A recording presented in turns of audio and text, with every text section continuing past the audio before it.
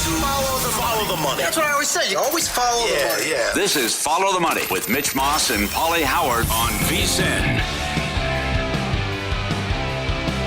It's good to have you on board. We're live in downtown Las Vegas from the Circa Resort and Casino. This show is brought to you by DraftKings. What a crazy and fun, entertaining 24 hours this has been. The news yesterday with Saban retiring, Pete Carroll basically fired in Seattle, all trumped today by the news that Bill Belichick and the New England Patriots are going to part ways. He was a coach there for 24 years. He won 6 Super Bowls. We'll never have this day ever again.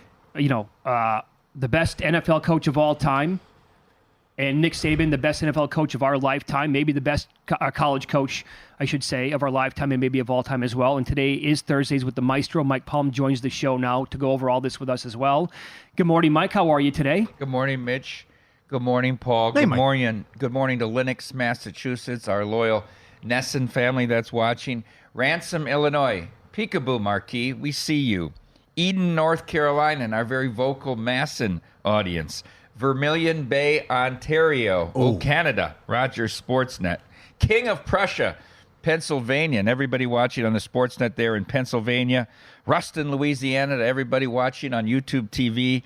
And Poway, California. It's another sunrise over Spectrum. I said if this Belichick news could have become yesterday, then just like the day the music died, this would have been the day the coaches left, right? A historic day. But we get it within, 18 hours. Yeah, so we can't even wrap our heads around Saban, and then we get the Belichick news.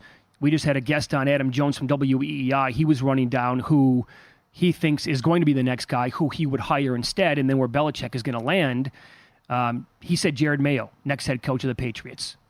Would you like it, if so? Not Vrabel? Where's Vrabel going? Seattle? That seems like it's Dan Quinn. Dan Quinn. Or let's say that the Cowboys lose on Sunday. Does Jones fire McCarthy to try to save Quinn and let Seattle take McCarthy, or would Quinn automatically go back to Seattle? Rank the open jobs in the NFL right now. Rank them. What are there, 7? Rank them. It's tough. Oh, Adam Jones brought up the ultimate scenario. If the Cowboys were to lose or they get embarrassed by like the 49ers and Jerry Jones says this is enough, how about Belichick to Dallas? He's not the only one to bring that up. How about that would happen? I know, but I'm just looking on X. He's not the only guy to bring that up. This is wild. Rank McCarthy loses. Chargers number 1. Is it? Yeah. Is it? I think Atlanta. Who's ahead? I think Atlanta's really good. You don't have a quarterback, though. Yeah, but they look at the division. What if they land a quarterback? Yeah. I think the Commanders are sneaky. I think that job with new owners, you have trouble when some of these franchises is with what the owners are going to spend. I mean, it's Spanos. It's a stadium where you have no crowd. Yeah, that's the Chargers, true. Right? That changes when you hire Belichick. I'm not sold on Herbert either. Well, I was going to say, do we know Herbert is do like we really this know guy? that he's is he a top 3 5 quarter, guy? Yes. top Yes, 3 we do. quarterback for a yes, decade? We do. Yeah. Yes, we do. Really? Yes. He's had all the coaching benefit in the world. He's had Cristobal, There you go. Anthony Lynn, Yeah. and Staley. There I mean, you if go. you can't win with that, Herbert really screwed this up. he did. And now he's going to Belichick. I mean, I think that's Atlanta's sneaky too. Yeah. Where does Seattle rank? I mean, it's very interesting. Where do the Bears rank? Well, the Bears need to re-examine things here, don't they? They have to. I mean, come on. I said this earlier, if Belichick's agent would leak to the organization, hey, he's available, he kind of likes Chicago, they would have to do a 180. They'd have to have conversations about this for sure.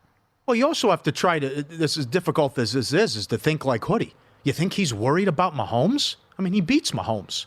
So I don't think he's worried about, oh, my God, if I go to the AFC West, I have Mahomes, and that's what – I mean, it's more difficult now because Brady made things a lot easier. But I'm sure Belichick is thinking, okay, I'll go there. I have Herbert, and I have Keenan Allen, and I'll take my chances because I know how to drop and scheme a defense. But the Washington thing's interesting from this standpoint. Would Harris give him total control and throw him a ton of money and also say, you just run things? Well, they wanted to try to trade for him, remember, right? That were the rumors in week 5. Can I throw out that there's a team that might be really sneaky good that's open right here in our backyard? The Raiders. Brand new stadium. Evidently, the defense is much better than I ever thought. I mean, Max Crosby's one of the best players in the entire league on that side of the ball. No state taxes here. And that team is potentially a quarterback away from being like maybe a contender. A quarterback. You're quarterback, right. A quarterback. You're right. But the defense is much, much better than we thought it was. Oh, 100%. And they're, if they had Pierce from day one, they're in the playoffs, probably, right? So it's very interesting, the carousel and where things land. Dallas really is the linchpin now. Does everybody wait to see what McCarthy does? And I think if they make the NFC Championship game, he's safe, even if they go to San Francisco and lose. I think they've made progress, right? But they haven't won 2 playoff games in a year since '95. Yeah. And then where do you put Harbaugh in this whole mix? Harbaugh's interesting because if I were Harbaugh, I'd want the Bears job, but because of Kevin Warren, I don't think so. I think Kevin Warren blocks that. Remember, Kevin Warren was commissioner of the Big Ten for 3 years. They had a frosty relationship there. I'm surprised that Eberflus is still there. I don't know. Harbaugh probably going to call a shot, but Belichick might call it before him. I don't know. What do you want in an organization? I'm sure Don Yee's been working the phones, though. That's why Harbaugh hired him. So that's what he's been up to the last week. You both are right about you have to re-examine everything. If you're an owner here or a GM, I don't know if I've asked you this before. What do you think? Where you at with Carr? Look at the Saints there at 25-1. I mean, you won 9 games with Dennis Allen. Put Belichick right in there in New Orleans, and certainly they have a ton of offensive weapons. Yeah, you got to find a quarterback there, though, too. Yeah, Carr can't win. He can't win. Carr's better than what they have in Atlanta. He can't perform in the red zone. He's marginally better. I mean, you've got Vrabel, Belichick, Harbaugh out there, right? 3 guys that could call their shots in most years, but absolutely not all of them can call their shot this year. In any other year, right? Any of those 3 guys would be like by far and away the number 1 candidate that's available now. Yeah, I'm not sure Vrabel's not the best candidate either. I love Vrabel. I think he's great. I would take him in a heartbeat. Yes. Yeah. Woody Johnson has an opportunity to do something hilarious here, too, by the way, and tell Salah to beat it. And then after what Belichick did, resigning on a napkin to go back to – that's still all-time good. But how that could work out, he could go back to the Jets and be stuck with conspiracy fella. Yeah. But you have to rethink everything. You guys are right. Yeah. So that's fascinating. Chicago. No question. That's the number 1 team that has to re-examine. So then what do you do if you're Alabama? Who's the guy? Who's the number 1 guy in your wish list? Everybody says it's Lanning. That's sort of in the know. He's minus $3 right now. Would you go if you're Lanning? I would not. I would not even consider go. You're never going to go to a better spot than Oregon. You get all the money there, the NIL, you got the Nike money. I think you're in a good position. If it's him, I don't know who the second choice is. I've heard Sark's the second choice. I would go with Lane. If I'm Alabama, my second phone call, the first one is to Lanning, is to Lane. And because this is where Lane comes with baggage, his maturity. How about Sarkisian? I think he comes with just as much baggage. I would say more. I mean, some of these names, James Franklin. Oh, I mean, could you imagine that? Come on. See, all you need to do is read the comments when his right, and it's just what Penn State fans think of him. They'd pay to get rid of the guy. He's terrible. Absolutely. This guy is on every single list when there's a big opening is baffling. I would take a look at Chris Peterson if he wants to get back in the game. I would, because I don't think they'll call Urban. Urban's the best coach out there, but now he's tied to too much nonsense, right? Well, here's why. You're exactly right. Here's why Dan Lanning can take his time with this. He's still in his 30s. Okay, he's a young guy. If he wants to coach college football for the next 35 years, he can do that. You're at Oregon. You have Phil Knight and all that Nike money, right? And he actually already said, like, if he wanted to take another job, he's like, they compensate me really well, and they'll do whatever. He said that in a press conference earlier this year. Why would you want to be the guy to follow Nick Saban when this guy is probably going, whoever it is probably going to be gone within 2 or 3 years? It's going to be impossible to live up to. You can make the playoff every single year at Oregon now that it's 12 teams. You can have success, maybe make a deep run. You're still going to have a super hot name in 3 years or 4 years, and then you want to take the Alabama job. He'll be like 41 or 42. He'll make millions at Oregon with no pressure. He'll win a ton of games, have playoff appearances, and then he can take on, and if he wants more pressure, then fine, Alabama job can be his. That's a great point, Mitch. He's got all the time in the world. Would they look at DeBoer after him if he didn't want it? That's who Pauly thinks he should. I think you got to go younger, right? Yeah. In the age of NIL and all of this. So I heard Brian Kelly would want to go to Michigan if Harbaugh leaves to go to the pros. He'd want to move around again? Yeah, that's what I've heard.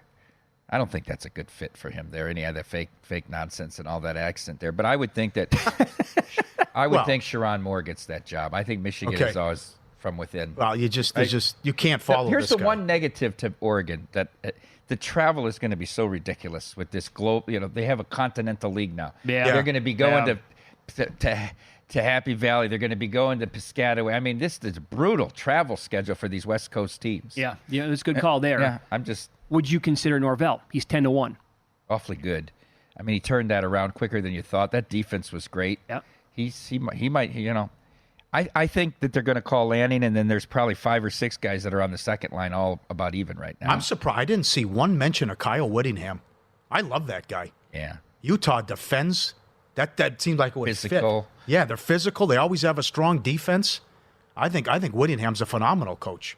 I'm surprised I haven't seen James Franklin. How do you Deion Sanders? Why would Whittingham Who go put some there? of this stuff? Why would he leave? Well, I was going to get there about the Big 12. They have a job for life. Well, I'm also in the Big 12 now, which I could dominate when you look at it. I still can't believe they're 100-1 looking at their schedule. I'll give you another guy, probably top of the list, who I would not even consider, Dabo Swinney. 2 years ago, he'd like that. Sure. Right? Now he wants it, I'm sure. I would imagine, That right? ship sailed. Yes, correct. Yeah. No. Hates the NIL. Will not adapt to the transfer portal. Good luck, pal.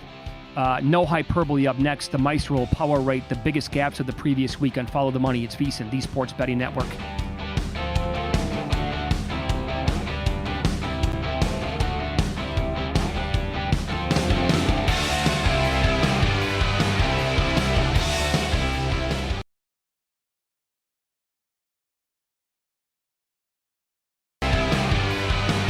If you're looking for a betting edge through the NFL playoffs and Super Bowl, the VSiN experts have you covered. Become a VSiN Pro subscriber today. Get access to the daily best bets with the leaderboard to see who has the hot hand. Betting splits to show you where the money and bets are moving every game. Betting systems, premium analysis, dog videos. Get your first 30 days, $9.99. Everything we have to up your betting game. VSiN.com/subscribe. Sign up now. No bias. You will respect my authority. No pulled punches. Your wife cheated on you because you lost sight of who you are as a man, as a husband. No agenda. There is no fear in this dojo. This is no hyperbole. This is the best part of the week. Here's the maestro, Mike Baum. I am the smartest man alive. All right, here we go. Number 5, the Shark Tank. The Tampa Bay Buccaneers took on the 2 and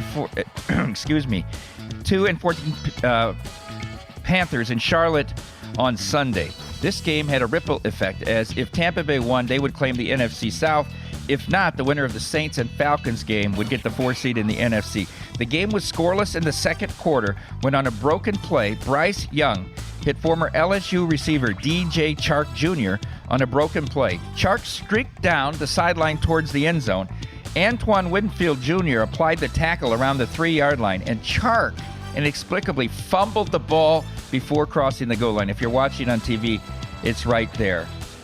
This gaffe was the last best chance for a game that went scoreless almost till halftime. No touchdowns in the game. That prop cashes. Yeah. The Buccaneers win the division 9-0. The game featured 427 yards of total offense. Both teams averaged less than 4 yards per play. The Panthers did have a touchdown called back on an illegal formation with about 8 minutes to go in the game. Buccaneers claim the NFC South 9-0, largely based on this fumble by Chark. An unsubstantiated rumor had Panthers owner David Tepper dumping a fifth of vodka on a smattering of Buccaneers fans at the game's conclusion. Number 4, Out of the Fog. Picture the scene. I'm at Bar Canada doing Live Bet Saturday with Ben Wilson as the game between TCU and second-ranked Kansas at Fog Allen Fieldhouse approached the 1-minute mark. TCU seemed poised for an upset. They were up 79-77. Bill Self calls timeout with 1:04 to go, and they go to commercial break. Well, we get into our next segment. We're prepping for Steelers-Ravens, and we look up, and what do we see? Oh, about 1,200 people at the Viejas Center. Well, in the Las Vegas market, CBS automatically went to the UNLV San Diego State game and did not show the last minute of the Kansas game. And you believe this? Not quite Heidi, but ridiculous. And then we go back. We're trying to follow on the computer a very controversial flagrant foul on an elbow by TCU's Judah. They get 2 free throws for Hunter Dickinson, and then he makes a layup to win the game at the buzzer. We miss it all, but we did get to see San Diego State go up 18-3 on UNLV in the first 7 minutes. Terrific job by CBS. Number 3, on the wings of a snow white dove, the Jacksonville Jaguars started the season 6-2, then won 3 games out of their next 8 and headed to Tennessee 9-7, still with the AFC South in their grasp. A loss, though, and they were out. They trailed 28-20 with 7:14 and faced a goal-to-go situation. Fast forward 3 plays later, and it's 4th and goal from the 1-yard line. When our boy Dougie Fresh, former Super Bowl winning head coach, they can't take that away from him, called an inexplicable play. Now let's understand this. You're at the 1-yard line, so right there the ball is 36 inches away from the goal line. Now the quarterback is lined up behind the center, putting the ball approximately 55 inches from the goal line. And his play is Trevor Lawrence, whose arms are 31.5 inches to stick the ball out there and get to the goal line. Not possible. Sonny Liston couldn't put the ball over the goal line in that spot. A horrible call by Doug Peterson, who, by the way, needs a casino host for how much he gambles. And the Jaguars are out of the playoffs. I thought this might be one of the jobs that opened up, and it's not over yet. Number 2, Burned and Allen. Well, the Saints still had a chance, even with Tampa Bay winning, of getting into the wild card by beating the Falcons and having the Packers lose in a game that would be played later in the day. They pulled away in the 4th quarter, and with less than 2 minutes to go, Honey Badger Tyrann Mathieu intercepted Logan Whiteside, the pride of Toledo. And I wonder if he wasn't in on this. Go back and watch He's the turning around. He's what was stumbling, he doing? bumbling, pirouetting. Was he part of this Jamal Williams? I think he was. How could he have not made it to the end zone? Well, anyhow, he does 3 pirouettes and stumbles down at the half-inch line. All right, here comes Jameis Winston in the offense. Dennis Allen, let's take a knee and get out of here. Let our boy Smith get fired in peace here. But oh no, Jameis Winston decides they take a team vote in the huddle. He claims this was a team decision. They got out there and they said, "Well, coach called for the knee, but Jamal led the NFC in touchdowns last year. We got to get him a touchdown. We got to get him." So out of the victory formation, they ran a slam into the middle and get him the touchdown. Of course, Arthur Smith, the Post-it heir, had a few choice words for Dennis Allen, who had nothing really to say to defend himself. He didn't call the play. But then once again, we have Jameis Winston in the spotlight defending his decision, apologizing to Dennis Allen, but saying, look, the team made a decision. The great lesson of this story is that it is a very slippery slope, right? You go from stealing soda out of ketchup cups to stealing lobster to standing on a table in the cafeteria in Tallahassee to the back of an Uber to making team decisions defying Dennis Allen. I think both of them are gone, frankly, off of that decision. And then number 1, the way wide world of sports. I was so looking forward to this FCS championship game. I had watched all of the playoff games on national television. I was trying to make a case to bet Montana and Bobby Houck. I talked to people that do this semi for a living because you really can't get enough down, but specialize in this sport, including our friend and former VSiN Fan of the Year, Randy McKay, who did fabulously well in contests. And I kept trying to make the case to take it open 12.5, then 13, then 13.5. Talked to Randy 3 different times, twice on air. He said, Mike, this South Dakota State team is one of the best 5 teams in the history of SCS. So I laid off the game. Was excited to watch it Saturday morning. I said, I'm going to get to watch this on Live Bet Saturday. Why in God's name would ABC put this up against Week 18 of the NFL? This game is always played on that Saturday morning in Frisco, Texas. Set aside. It could have been a lead into the wild card game. Yes. Okay? What were they doing putting it up against it? Well, do you think I was wrong? It had the lowest viewership in 5 years for an FCS title game and the second lowest viewership over the last 13 years. Only the second blip on this rise of the popularity of this game. An unfathomable decision by Goofy or Dumbo or whoever made this decision at ABC. The NCAA can't let this happen again. That's no hyperbole. All right, great Totally job. agree. Yep, okay. So Nonsense. this book, circa, like the properties that Derek Stevens owns, obviously, it's a big Michigan backing, right? What about the game this past Monday night? Oh, no good. We went to 6. We got to 6 on that game. It was all Michigan money. No good, yeah. But how did that go in terms of the futures then? When will we win a standalone game? I don't know if we ever win in a football standalone game. It's pretty amazing. The future book was slightly worse to Washington, but Okay. we got buried on the game. You did. Yeah, it was no good. But they won, so they're all happy now. But they want the Lions to win. All these people really are focused on the Lions. That's So- a bigger deal. Are you guys getting buried in Lions money at your properties? We'll need the Rams. We'll need the Rams, and if the Lions, the worst result is Baltimore winning the Super Bowl, Baltimore winning the AFC. The next worst result is San Francisco winning the NFC. Then the next worst result will be Detroit winning either Okay. the NFC or the Super Bowl. So it's top 5. Is the Baltimore's because of one guy? The bet was a really sharp bet. This is a 6-figure bet on here's the different things he bet. Okay. Baltimore to win the division at even money. Okay. Cash it. Tampa Bay to win the division at the time, I think it was plus 275. San Francisco to win the NFC at the time, I think plus 245. Baltimore to win the AFC at plus 650, and Baltimore to win the Super Bowl at 13-1. He could sweep them all. He's in a pretty good spot there. Yeah, sure. Really good spot. Yeah. And the odds are obviously much drastically different. And San Francisco is actually the favorite to win with a minus price in front of them to win the NFC. And Baltimore obviously favored to win the AFC. And that'll be a rough matchup if that's the Super Bowl. What do you think the prop came up? There you go. I was going to say. What do you think? Yeah. There you go. That's driven by the future book here. You guys put up a prop. Yeah.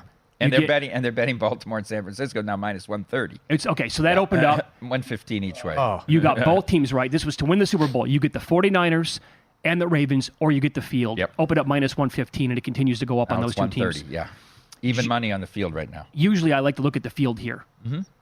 I asked Steve Fezzik that question because he was on with the Humans Friday night on the show, and he said, well, the math tells you to bet the field, but I would bet the two favorites. He would. Do you like anything this weekend? You like the under in this Chiefs game? I've known you for like 5-6 years now. Yeah, You're an under I better. have under 44 in the Okay. Chiefs game.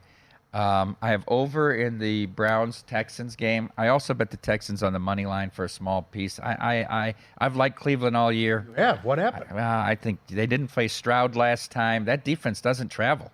That's the one thing. I Point. think if they get by the Texans, I think they make a very interesting matchup with Baltimore. I think this will be challenging getting by the Texans. Yeah, totally agree. We'll get into our in-pocket plays coming up next year and follow the money. It's VSiN, the Sports Betting Network.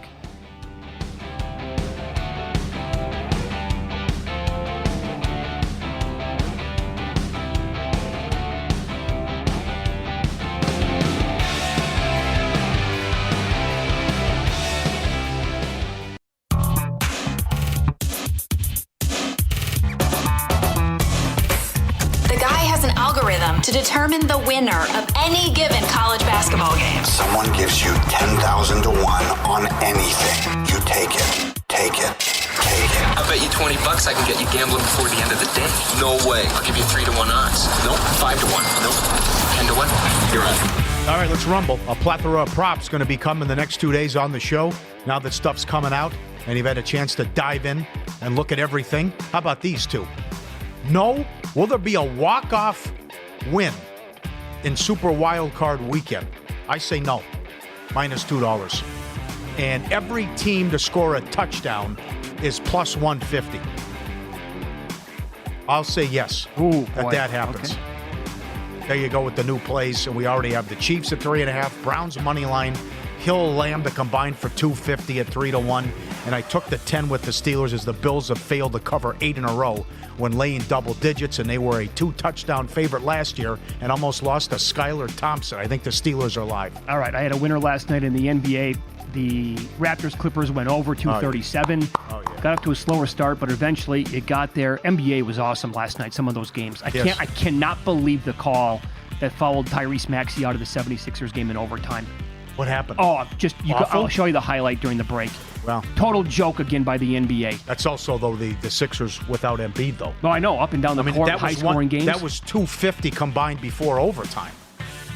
So, Yeah. of course the Hawks covered. Chiefs, I'm on that with you. And Josh Allen made my case for this yesterday to go over 8.5 rushing attempts at even money. All right, there you go. Excellent job. All right, we continue here with Mike Palm. He's the VP of Circa, the D, and the Golden Gate here in downtown Las Vegas. So you guys take a lot of sharp money here. It doesn't take a rocket scientist to figure this out, right? you're taking sharp money probably all week long on the Chiefs. It's up to 4.5 here. Yes. Can you get anything on the Dolphins at this point? Not much. Not you know, you don't get much recreational play on the Dolphins. Okay. Right? It's just not a popular team. Even with Hill, the injuries are a problem. Not beating any good teams. I mean, everything's and then the weather is conspiring. I mean, I remember Shula with those playoff teams, and him and Aparca, they didn't win in bad weather, right? Yeah. When Shula was there. Yeah, that's Those right. Florida teams, it's tough. You're taking sharp money on the Eagles Yes, to go we up are. to 3? We are. What do you think of that? We are. I don't know what to make of that game. That's the one game I can't handicap. How do you know where the Eagles are at? Yeah, right. Tampa Bay's not very good. They're okay, but look, they barely scored any points. They kicked 3 field goals against Carolina. Chark fumbles, and they have an illegal formation on a 28-yard touchdown. They're probably supposed to lose that game. Oh, Baker's hurt, Right. too. Baker's playing through a lot of stuff. But Michael Lombardi said that it was a blessing for the Eagles to be the 5, that they have an easier path than if they were the 2, that he doesn't think they would have beat the Packers coming into Philadelphia, but that they can beat Tampa Bay on the road. Yeah, I don't think it would have gone well against Green Bay. Yeah, that was his point. The way this defense is trending, yuck. And you like the Texans, you said. I do.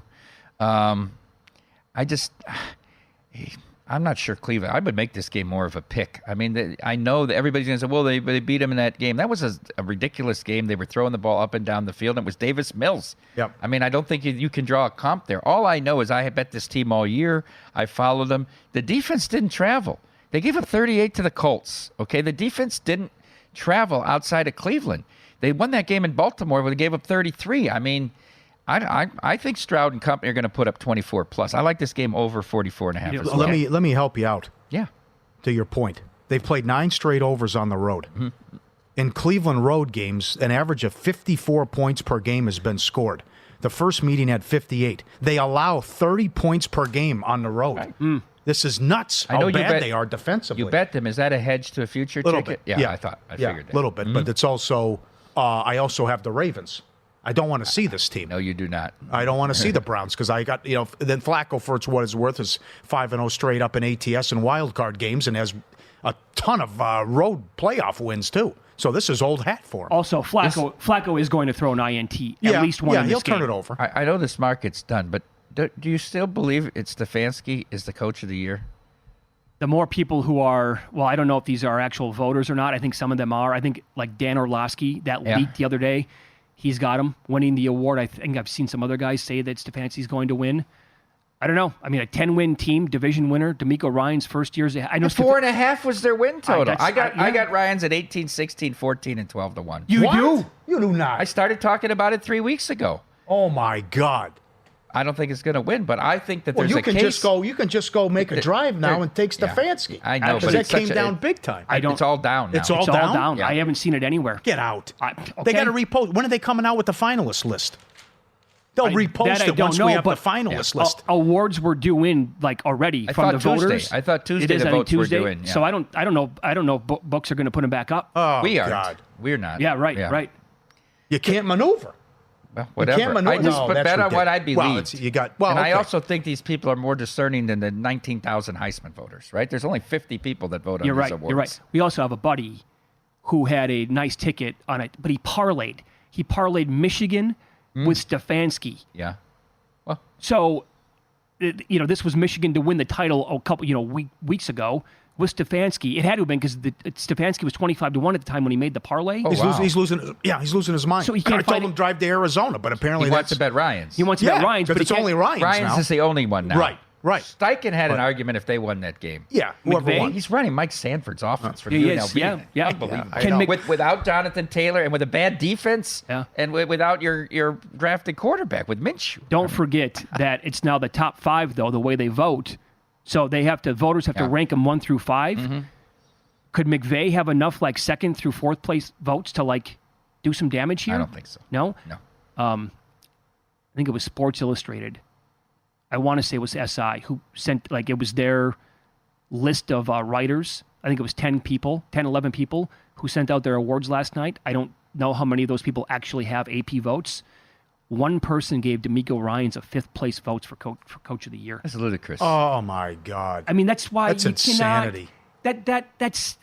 I don't even know what to say about that, man. It just makes award That's worse betting. than leaving him off. Yes, it is. It makes. You can make the excuse, I forgot. I forgot, sure. Right? We see that in the NBA. This is what frustrates me so much. They also had Jalen Carter winning Defensive Rookie of the Year. Oh, I come on. I almost lost my mind. So, you never know which direction these voters are going to go in. I'd like to make the argument for Bear Bryant in my closing minutes here. And I'm just saying I'm making an argument because I said there is an argument. Saban goes 292, 71-1. His Alabama record is ridiculous. 201-29, and 5 of those wins were vacated in his first year because the NCAA took him away. But so his real record is 201-29. He won 6 titles and won with LSU for 7. Bear won 6, but in 1950, his Kentucky team was 11-1 and beat Bud Wilkinson's #1 team in the Sugar Bowl, but they voted for the AP before the bowl games. If they vote after the bowl games, he might win it. He won a title at Alabama in 64 and 65 and went undefeated in 66 and beat Nebraska in the Sugar Bowl, but that's the year of the Notre Dame-Michigan 10-10 tie. And so they ended up finishing third. They kept those teams 1 and 2 after the tie, right? I mean, you could argue Bryant should have won 8. He goes 325, 85, and 17. I know Saban won a title at LSU, but I would put Bryant's time at Kentucky and at Texas A&M up against Saban's time at Michigan State, and maybe even at LSU. You can argue he would have won a national title at Kentucky. I'd throw this in there as well into the argument. Remember, he's coaching in a segregated conference. He tried to recruit a black athlete at Kentucky. The university wouldn't allow it. He was at Alabama. Remember all the problems he had. George Wallace was the governor preaching segregation. He had to go have that meeting in L.A., right, with John McKay, and conspired to bring them in there and beat the hell out of them in Birmingham or in Tuscaloosa so that they could recruit black athletes. And the other thing I would say is, remember, he was AD all these years too, which is something Saban didn't have to deal with. I'm just saying the argument can be made before everyone just says he was undoubtedly the greatest coach of all time. I have no qualms with Saban, but I think you have to take a look at Bear Bryant at the same school. All right, it's a fair argument. Mm-hmm. Yeah, I don't think we're ever going to see this again. I mean, could Kirby Smart put together something at Georgia that he just did? It's going to be more difficult now going to a 12-team playoff. Absolutely. Are we more likely to see a dominant run like New England again, or what Saban did with Alabama? I don't think you're going to see it. Forget about it. I would say Kirby at Georgia has a better chance than any NFL team winning 6 titles in 20 years. I would agree with that. 25-year anniversary. Sopranos' best show of all time? I don't know how you argue against it.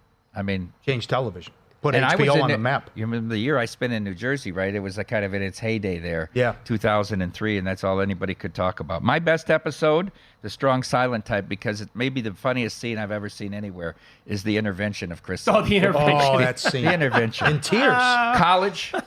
It's so creepy when he goes to his office and he's waiting there and he garrots him. And so of course, good. the discussion I have second.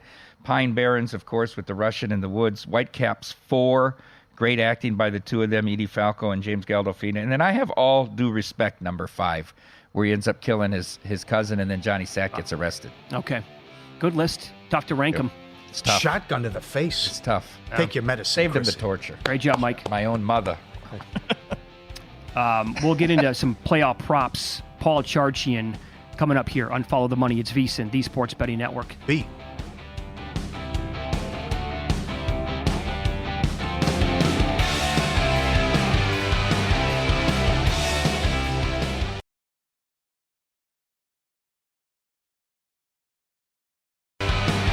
DraftKings Sportsbook, official sports betting partner of the NFL, bringing you an offer that'll help you make the playoffs even better. New customers can bet $5 on any game and get $200 instantly in bonus bets.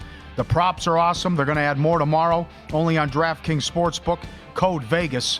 The crown is yours. A good tweet from Mike Florio, Pro Football Talk, regarding Belichick. Don't get too caught up in linking him to the non-playoff teams. There are 14 teams left. 13 of them are going to lose. One of them, maybe the Cowboys, might decide Belichick is what they need to get over the hump. I find that interesting. Paul Charchian joins the program now, Fantasy Football Hall of Famer. Charch, would you buy into that angle at all? Would you like to see that happen if the Cowboys fall on their faces again, maybe this week against Green Bay, or maybe they get embarrassed by, the Niners in the NFC title game? McCarthy whacked. Jerry Jones says, Billy boy, Come on, I'd love to have you as my guy. Yeah, I mean, Jones has it in him to do it. He's got the stones to do it, but does he want to share the limelight? I mean, the Cowboys are his baby, right? Does he want to share the limelight with Bill Belichick? I'm not as convinced. I think the better angle are the Eagles. I mean, if you go down losing 6 of your last 7 games and you take an ignominious L in the first round of the playoffs, that might be a trigger point. And I wonder if the Eagles aren't a possible destination for Belichick if they end up losing here, which they might. You know, there was a prop offshore Monday morning. Will Sirianni be back as the head coach? The yes was only -$2. I know, I saw that. That's it? Yeah. Wow. Yeah. So, that one feels very, very shaky, doesn't it? Yeah. I would totally agree with you on that. Okay, so as for that Cowboys-Packers game, the total between 50.5 and 51. You can break this down any which way you'd like. To me, this game is screaming points. Green Bay's defense is terrible. It's going to be in a dome on, that fast surface. What's your overall breakdown here between these two? I do have a lot of points, and I want to start at the quarterback position here. Let's begin with Jordan Love. This line is sitting currently DraftKings 247.5 passing yards. We're going to take the over here. Now, when we look at Dallas, we're going to throw out their blowout loss to Buffalo, in which Josh Allen just didn't pass in that game because he didn't have to. I'm going to throw out Sam Howell's woeful, meaningless start last Sunday when everybody knew that everybody's getting canned the next day.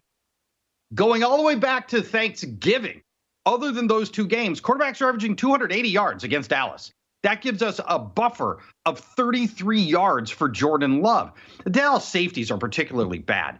Donovan Wilson, Jaron Kearse own Pro Football Focus grades as safety 33 and safety 101 in coverage. And Love has been over this line in 7 of the last 9 games. And he goes way over. Those overs average 286 yards. I like the over here. I feel very comfortable in the over here. The line's been moving up, unfortunately, but I'm still buying at 247.5. Okay, so that's still a play. By the way, as a lifelong, someone who has, lived in Minneapolis pretty much, your whole life, Vikings guy, anti-Green Bay, this must kill you. I mean, potentially here, right? Favre, Rodgers, into Jordan Love, how he's looked the last 8 weeks. All we asked for was to have average NFL quarterbacking for the Packers, but they might turn out to have quite a bit above average quarterback from Jordan Love. Yeah, so it's been waiting 30 years, my entire adult life. You like him over. Cowboys are going to score plenty of points. So how do you want to attack that? Well, we're going to hit both Dak Prescott and CeeDee Lamb, and they're both very compelling. Let's start with Prescott. Here are the passers the Packers have faced over the last 5 weeks. Justin Fields, Jaron Hall, Nick Mullins combo, Bryce Young, Baker Mayfield, Tommy DeVito. And here comes Dak Prescott. I mean, and for that matter, out of those 5 guys, Mayfield and Bryce Young went off on the Packers, combining for 700 passing yards and 6 scores. They're not even in the same category as Dak Prescott. Green Bay's got the worst set of cornerbacks in the playoffs, maybe even the whole league. Keyshawn Nixon is a special teams return man forced into coverage. We'll talk about him for a second. Alleged star cornerback Jair Alexander has coasted ever since getting hurt. He's been injured, suspended, and he's giving up a passer rating of 127. And the last thing I'll mention is this about Dak Prescott and why we're going to go over 278 yards, which is a big number. We're still taking the over.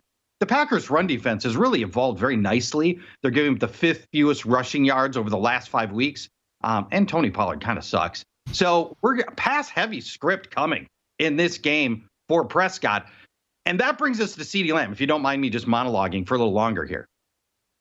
CeeDee Lamb over 96.5 yards and 7.5 receptions, which are big numbers. But the individual matchup in the slot against Keyshawn Nixon is mouthwatering.